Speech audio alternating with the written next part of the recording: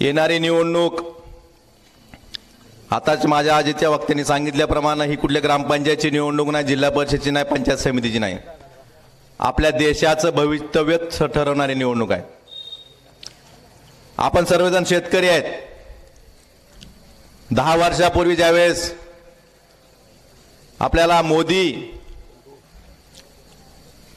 लाट आली होती, गुजरातचा खोटा विकास दाखवला गेला, स्वामीनाथन आयोग लागू करण्याचं आपल्याला आश्वासन दिलं गेलं, शेतकऱ्यांचं उत्पन्न दुप्पट करू असं सांगितलं गेलं, प्रत्येकाच्या खात्यात 15 लाख देऊ असं सांगितलं गेलं, वर्षाला 2 कोटी बेरोजगारांना नोकऱ्या देऊ असं सांगितलं गेलं, महागाई कमी करू असं सांगितलं गेलं।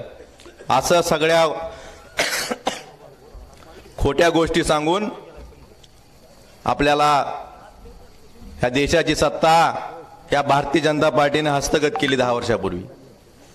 10 वर्षात काय झालं?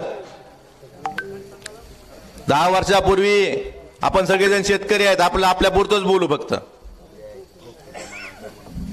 10 वर्षापूर्वी आपल्याला 1 एकर नांगरण करायला 600 ते 700 रुपये लागत होते, आज 2000 रुपये लागतात, बरोबर आहे ना?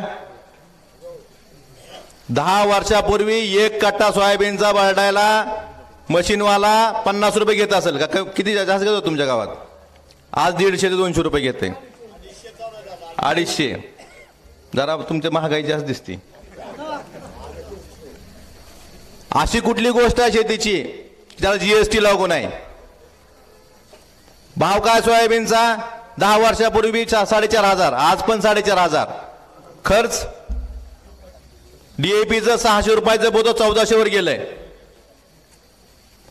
कोरेजनची बाटली आज किती रुपयाला मिळते? एक फवारणी करायची मला किती पैसे लागतात? त्या प्रमाणात आपलं शेतीमालाचे भाव वाढले का? स्वामीनाथनजींना यांनी भारतरत्न दिला, पण खरा भारतरत्न कधी दिला समजला असता त्यांनी स्वामीनाथन आयोग जर लागू केला असता आणि शेतकऱ्याचं कल्याण केलं असतं तर त्या भारतरत्न देण्याला अर्थ होता असं मला वाटतंय। त्यांनाही आनंद वाटला असता। एका बाजूला शेतकऱ्याला प्रत्येक गोष्टीत सोयाबीनचे भाव 11,000 रुपये पण गेलते। आजही आपल्या गावातल्या कित्येक शेतकऱ्याच्या घरात 3-3 वर्ष सोयाबीन घरी असेल, आहे का नाही घरी? कसं ठेवलंय आपण? आज भाव वाढल, उद्या भाव वाढल, त्याचं वजन कमी व्हायला लागलं वरचेवर, त्याची पिटी व्हायला लागली बघा उडून, पण भाव काय वाढत नाही? का वाढत नाही भाव? आताच दादानी सांगितलं की एवढं तेल आयात केलं, किती लाख टन, पण तेल आयात केलं ते केलं, ठीक आहे, माणसाला खायला लागतं म्हणून त्याला समजून घेऊ आपण। सोयाबीन पासून सोयाबीन 100 किलो गाळलं तर त्यातलं फक्त 18 किलो तेल निघतं, बाकीची निघते डीओसी, आणि डीओसीच्या भावावर सोयाबीनचा भाव आंतरराष्ट्रीय बाजारात ठरतो। हे डीओसी आयात करायची काय गरज आहे? डीओसी माणसाला खायला लागते का? डीओसी कोण खाते तुम्हाला माहित आहे का? डीओसी कोंबडे खाते, मग यांना माणसापेक्षा कोंबड्याची काळजी जास्त आहे। मग अशा सरकारच्या पाठीमागे राहायचं का आपण? मला आपल्याला सांगायचंय, ही जे लोक आहेत, आपण सगळेजण शेतकरी आहेत, आपल्यातला कुठल्याही एका शेतकऱ्यानं कुठल्याही एका माणसानं एक कारण सांगावं, एक त्याच्यामुळे शेतकऱ्यांनी भाजपला मतदान करावं, एक कारण सांगावं। त्यांच्याकडं शेतकऱ्यांना म्हणजे भाजप सरकारनं शेतकऱ्यांसाठी ही गोष्ट चांगली केली म्हणून आपण शेतकऱ्याला मतदान करावं असं एक कारण सांगावं। एकही कारण नाही। गेल्या 10 वर्षात, याआधी ज्यावेळेस यूपीए सरकार होतं, मनमोहन सिंग पंतप्रधान होते, पवार साहेब कृषी मंत्री होते, त्यावेळेस 70,000 कोटीची कर्जमाफी शेतकऱ्यांना केली होती का नाही? 10 वर्षात मोदी सरकारनं शेतकऱ्याचं किती कर्जमाफ केलं? एखादा शेतकरी आहे का कोण मोदी सरकारनं केंद्र सरकारनं कर्जमाफी केलेला? 15 लाख कोटी रुपयाची कर्जमाफी त्यांनी उद्योगपतीची केली। म्हणजे शेतकऱ्यांची कर्जमाफी करायला यांच्याकडे पैसे नाहीत, पण मोठे मोठे उद्योगपती जे बँका बुडवतेत, उद्योग बुडवतेत, देश सोडून पळून जातेत, ह्यांची कर्जमाफी करायला या सरकारकडे पैसे आहेत। 15 लाख कोटी रुपयाची कर्जमाफी केली त्यांची। मग अशा लोकांच्या पाठीशी राहायचं का आपण? आपण पीक विमा तर आपल्या जिल्ह्याचा काय सगळ्यात स्पेशलिस्ट विषय आहे, बरोबर आहे ना? आपल्या विम्याच्या नावाच्या बाहेर जीव दिला नाही कधी। ना कधी आपण बॅरेज मागितले, पाणी का आलं नाही म्हणून विचारलं नाही. विमान अनुदान, आपण विम्यावरच बोलू आता.